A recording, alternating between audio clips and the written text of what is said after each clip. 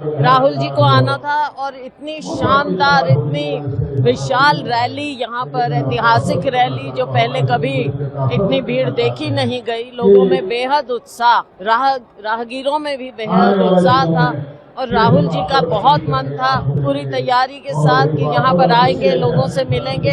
उनका विशेष लगाव है इससे पूरे परिवार का, क्योंकि नेहरू जी खुद यहाँ जेल में रहे हैं, तो उन्होंने इस बात को भी व्यक्त किया था कि मेरी बहुत इच्छा है मैं यहाँ पहुँचूं और पूरी तैयारी थी। लेकिन मौसम खराब होने के कारण पायलट ने एडवाइस किया कि हम आगे नहीं पहुँच पाएंगे और वापस उन्हें पंतनगर ही जाना पड़ा और उन्हें इस बात का बहुत खेद हुआ। उन्होंने माइक से हमसे कहा कि अगर हो सके तो मैं फोन से ही लोगों से 2-4 बात रखना चाहूँगा।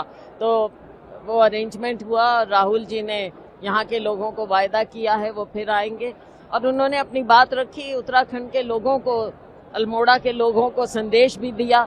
आज के दिन उत्तराखंड के लोग जिस आर्थिक संकट का सामना कर रहे हैं, ये केवल और केवल मोदी जी की, केंद्र सरकार की गलत नीतियों के कारण हो रहा है। यहाँ पर कोई सरकार नाम की चीज नहीं है। सरकार का रिमोट कंट्रोल, मुख्यमंत्री का रिमोट कंट्रोल दिल्ली में है, मोदी जी के हाथ में है और उनकी गलत नीतियाँ, चाहे विदेश नीति हो चाहे आर्थिक नीति हो। एक तो विदेश में बिल्कुल दब चुका है देश, हमारा देश विदेशी ताकतों के हाथ, जिसके कारण आज तेल का संकट और हर तरह का संकट पूरे देश को और उत्तराखंड के लोगों को उसका सामना करना पड़ रहा है। और उसके साथ साथ जिस तरह से केवल चंद बड़े घरानों के हाथ में यहाँ की संपत्ति, उत्तराखंड की संपत्ति, जो यहाँ के नेचुरल रिसोर्सेज हैं, यहाँ के लोगों के हाथ में नहीं, चंद घरानों के हाथ में दे दिए हैं, तो वो भी इस सरकार की गलत नीतियों से यहाँ का हर वर्ग, चाहे वो युवा वर्ग है, चाहे महिलाएं हैं, चाहे किसान है, मजदूर है, मिडिल क्लास है, गरीब से गरीब,